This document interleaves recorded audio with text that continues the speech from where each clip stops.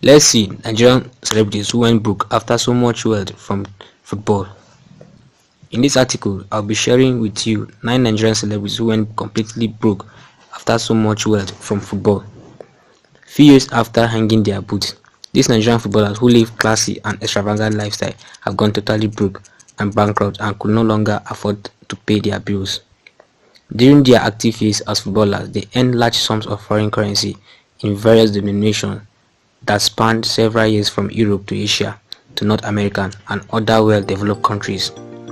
They built and bought mansions, home and abroad, flew in private jets, wore designers' clothes and drove the best cars at the height of their careers. These footballers lavished huge amounts of money on their girlfriends, paid bills and even catered for the needs of their families, friends, associates without blinking an eyelid. However, few years after hanging up their boots, these Nigerian footballers who lived a classy life have gone totally broke and bankrupt and could no longer pay their bills. You may ask what may have gone wrong with these soccer heroes who wore the green and white jerseys of the Super Eagles for many years. Well, these footballers became broke due to some bad investment, gambling, messy divorces or other unnecessary spending. While some have luckily recovered from their debt, others still find themselves in the shackles of the monetary system. Most of them probably did not plan very well for life after retirement, forgetting that a football career could end almost as soon as it started. So therefore, after a careful study and research, I present to you 9 Nigerian celebrities who went completely broke after so much wealth from football. Number 1. Taribo West. Taribo West is perhaps one of the most successful Nigerian centre-back in history at the height of his career. He was regarded as one of the best defenders in Europe and was a key member of the Inter Milan squad between 1997 and 1999.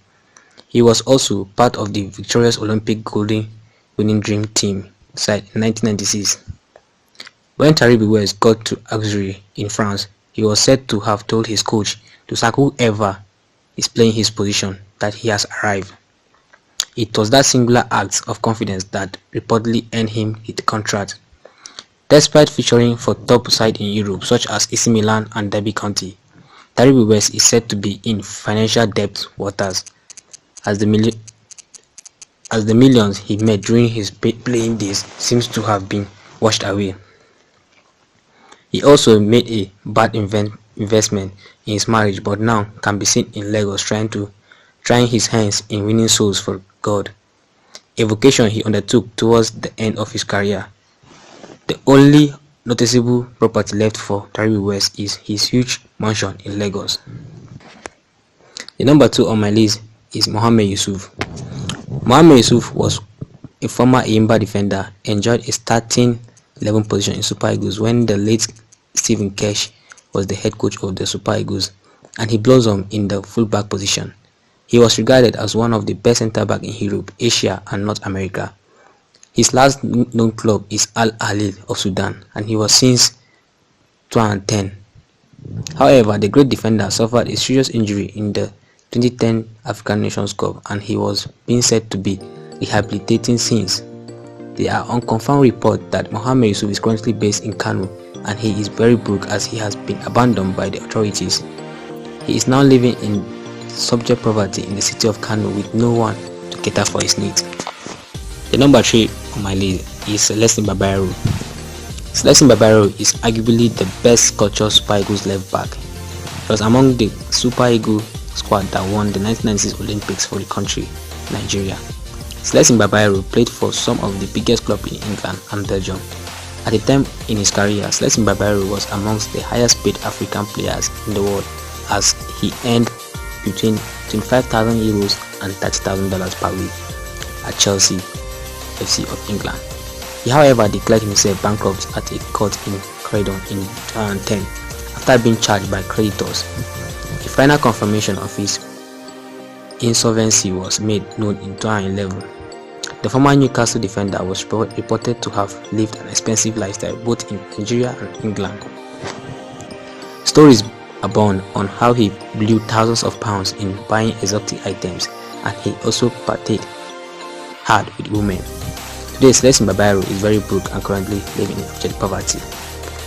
The number 4 on my list is Etim Esen. Etim Esen was clearly one of the richest African footballers in active days before he ran into trouble in Belgium. He was renowned to have driven into customized cars built to his taste. On visit to Nigeria from his club in Europe, he retained a permanent suite at the Sheraton Hotel, Ikeja, Lagos. But when he went bankrupt, one of his customized BMW cars was seized by the hotel as he was unable to pay his bills. Later on, he was seen around national team camps moving from one room to the other after Super Eagles matches, and allegedly requesting for financial assistance from his colleagues. He's gradually coming back to reckoning as he married an African diplomat who he has kept out of public eye. Etim Esen now lives quietly in Surulere, Nigeria, with his family, where he is battling with financial problems. The 5th of my list is Victor Agali. Victor Agali was regarded as one of the best strikers in Nigerian Super Eagles. At the time, he formed a formidable striking partnership with Kanu Nwankwo, which was fondly dubbed the Twin Towers.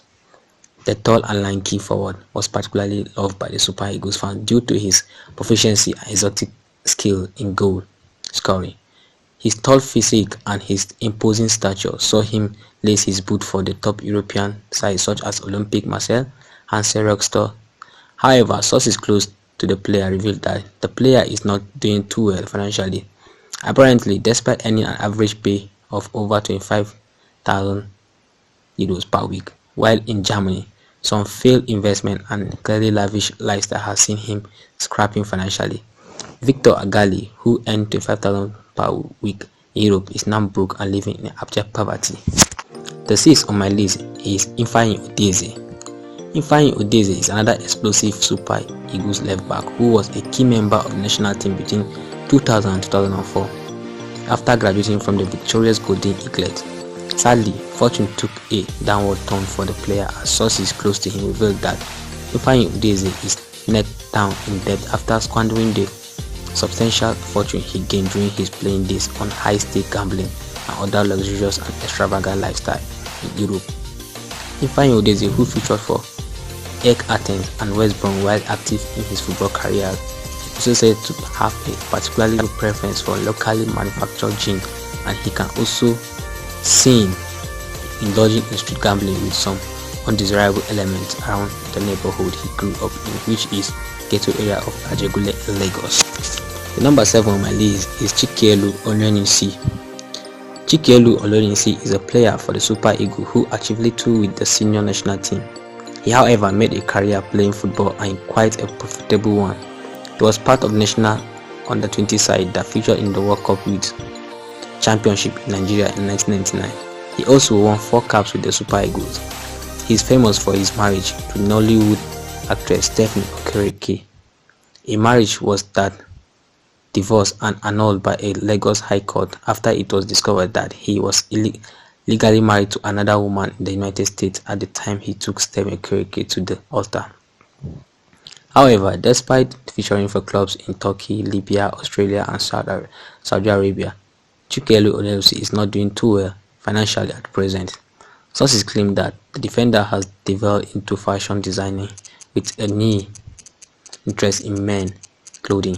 He has also been seen several times giving moral support to sports projects initiated by billionaire club Priority Ifeanyi Uba. The 8th on my list is Femi Opabumi. The 33-year-old will be remembered for the being key player at the 2001 FIFA Under-17 World Cup Championship, where he scored a hat-trick against Australia and won himself the silver shoe as the second highest goal scorer and also the bronze ball as third best player in the tournament, helping Nigeria to reach the final where they lost to France. Femi Opabumi played for Nigeria and made his debut in 2002 against Kenya, scoring the goal in a 3-0 victory. He was a participant at the 2002 World Cup, playing against England in the last group stage match, becoming the third youngest player to ever play in the World Cup finals after Norman Whiteside and Samuel Eto'o. He played for a few clubs including Shooting Stars FC, Grasshoppers Zurich of Switzerland and Camus Nationals of France. He has since retired from the game after he lost one of his eyes playing football.